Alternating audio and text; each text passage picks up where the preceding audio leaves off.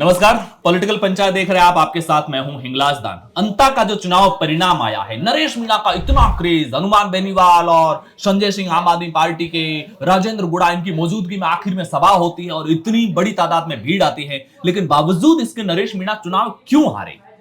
इसके पीछे ground intelligence का कौन सा फैक्टर काम करता है? वोटर के वोटिंग पैटर्न, वोटिंग बिहेवियर का कौन सा फैक्टर काम करता है? इस चीज को समझने की जरूरत है। मैं आपको पिछले कुछ चुनावों के परिणाम बताऊंगा। हरियाणा के चुनाव परिणाम, 2022 में उत्तर प्रदेश के विधानसभा चुनाव परिणाम या 2017 के विधानसभा चुनाव परिणाम, पिछले 20 सालों से लगातार बिहार में आ रहे विधानसभा के चुनाव परिणाम, इन सारे चुनाव परिणामों में वो फैक्टर है जो हमें फैक्टर देखने को मिला अंता के अंदर। वो फैक्टर क्या है? Counter polarization. कैसे? काउंटर पोलराइजेशन उसे कहते हैं कि जैसे इसको एक सिंपल भाषा में समझिए कि आपके विधानसभा क्षेत्र में किसी एक जाति के 30 वोट है, किसी दूसरी जाति के 20 वोट है, किसी के 15 है, किसी के 10 है, किसी के 5-5 वोट है और ऐसे तरह से टोटल 100 वोट है।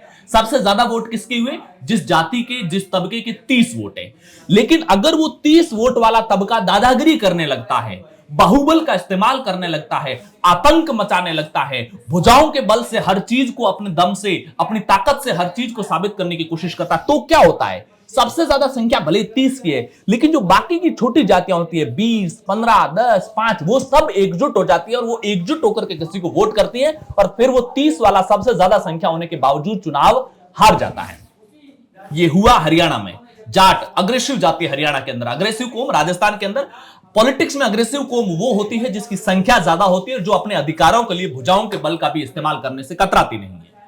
हरियाणा में जाट, अग्रेसिव कौम, कांग्रेस के लिए पोलराइज हुई, भयंकर क्रेज दिखा हुड्डा के लिए। लेकिन जो गांव देहात और चौहटे पर इन अग्रेसिव कौम की आक्रामकता से जो बाकी छोटी छोटी जातियां जो परेशान होती है, उसकी वजह से वो एकजुट होकर के किसी को वोट देती है कि वो उनसे भले खुश नहीं हो, लेकिन चूंकि इसको हराना है इसलिए उसको जिताना बहुत जरूरी होता है।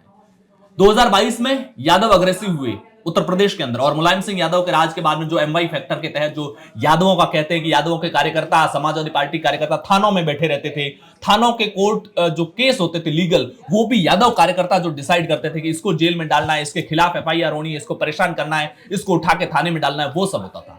तो यादवों के खिलाफ वोट करके, एमवाई फैक्टर, मुस्लिम और यादव फैक्टर के खिलाफ वोट करके लोगों ने बीजेपी को सत्ता में लाए। 2022 में अखिलेश यादव के लिए क्रेज जरूर था, लेकिन जब काउंटर पोलराइजेशन हुआ, बाकी की छोटी छोटी जातियां एकजुट हुई, तो बीजेपी वहां पर चुनाव जीती। हरियाणा हुआ, उत्तर प्रदेश हुआ और बिहार के अंदर ऐसा पिछले 20 सालों से हो रहा है। बीजेपी सिर्फ वोटर को एक चीज याद दिलाती है कि याद कीजिए हम तो हारेंगे, लेकिन जब हम हारेंगे तो सत्ता में कौन आएगा? सत्ता में आएगा तेजस्वी। तेजस्वी जब सत्ता में आएगा तो उनका जो कोर वोटर है, यादव वोट बैंक है, वो गांव चौहटे के लेवल पर आपकी जो डेली उनके साथ घर परिवार आस पड़ोस में जो टैकल होगा, वो आपको कैसे ट्रीट करेंगे और फिर आपके लिए 5 साल निकालने कितने मुश्किल हो जाएंगे। जब इन छोटी छोटी जातियों को यह एहसास होता है तो वो काउंटर पोलराइजेशन होता है। वो सोचते हैं चलो कोई ना, विकास भले ही नहीं ज्यादा करवाया हो, नौकरियां थोड़ी कम मिली हो या महंगाई थोड़ी बहुत ऊपर नीचे हो, लेकिन कम से कम हम शांति से समय तो निकाल पा रहे हैं। नरेश मीणा की आक्रामक और बाहुबल की पॉलिटिक्स ने अंता के अंदर इसी फैक्टर को जन्म दिया।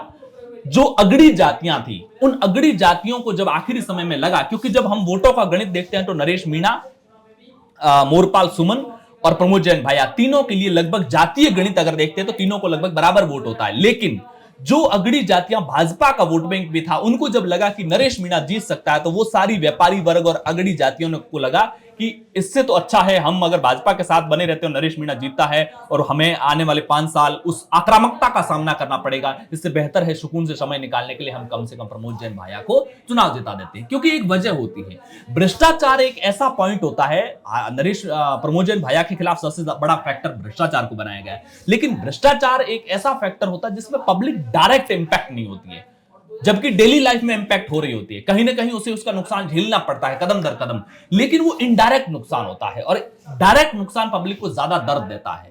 तो ये सबसे बड़ी वजह रही अंता में नरेश मीणा का जो स्टाइल ऑफ पॉलिटिक्स है। उससे हो सकता है आपका जो 40,000 का वोट बैंक है, 45,000 का वोट बैंक है, वो तो बड़ा खुश होगा, लेकिन जो दूसरों का वोट बैंक है उसमें आप सेंधमारी नहीं कर पाएंगे। और कई बार क्या होता है, जो आपसे असुरक्षित महसूस करता है वो वोटर भी पूरी ताकत से आपको हराने में जुट जाता है। सिर्फ पार्टियां नहीं लगती हैं, सिर्फ नेता नहीं लगते हैं, सिर्फ रणनीतिकार नहीं लगते हैं, वो वोटर भी आपको चुनाव हराने के लिए पूरी ताकत लगा देता है और वो एकजुट होकर के किसी का समर्थन कर देता है।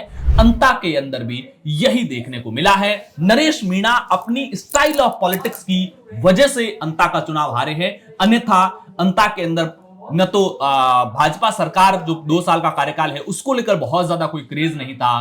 अंता के अंदर प्रमोद जैन भाया के भ्रष्टाचार के जो आरोप थे उसको लेकर के भी एक बड़े स्तर पर पब्लिक में एग्री थी, पब्लिक सहमति थी कि हाँ प्रमोद जैन भाया ने भ्रष्टाचार किया है। अब वो फैक्चुअली क्या है, कानूनी तौर पर सही है गलत है, वो एक अलग मसला है, लेकिन पब्लिक डोमेन पर एक परसेप्शन ये बना हुआ है कि हाँ प्रमोद जैन भाया ने ठीक ठाक भ्रष्टाचार किया और वो भ्रष्टाचार से पैसा बहुत कमाया। ये पब्लिक में इमेज थी। हमारी पॉलिटिकल पंचायत की ग्राउंड टीम भी 7 दिन तक वहां पर रही थी, तो ये देखने को मिला है। ऐसे में मैंने आज से लगभग 10-15 दिन पहले भी ट्वीट किया था कि हो सकता है नरेश मीणा ठीक ठाक वोट अंता में भी ले ले, लेकिन नरेश मीणा की जो स्टाइल ऑफ पॉलिटिक्स है ये राजनेता की स्टाइल नहीं है। ये जो तासीर है, ये जो तरीका है, ये लीडर का तरीका नहीं है। ये एक मशल्स पावर के दम पे सत्ता को हथियाने की कोशिश है और ऐसा एहसास दिलाने की कोशिश है कि अगर मैं नहीं तो कोई नहीं। किसी भी विधानसभा, चाहे वो देवली उनियारा हो चाहे अंता हो, कहीं पर भी जाए मैं नहीं तो और कोई नहीं, ये जो एटीट्यूड था ना इसे बहुत वाइड स्तर पे पब्लिक बहुत ज्यादा एक्सेप्ट करती नहीं है। तो मोटे तौर पर अंता चुनाव परिणाम का अगर की फैक्टर अगर माना जाए तो उसे कहेंगे काउंटर पोलराइजेशन। इस परिणाम को लेकर आपकी क्या कुछ राय है कमेंट बॉक्स में जरूर बताइए। पॉलिटिकल पंचायत पर पहली बार आए तो चैनल को सब्सक्राइब कीजिएगा, वीडियो को लाइक और शेयर जरूर कीजिए। शुक्रिया।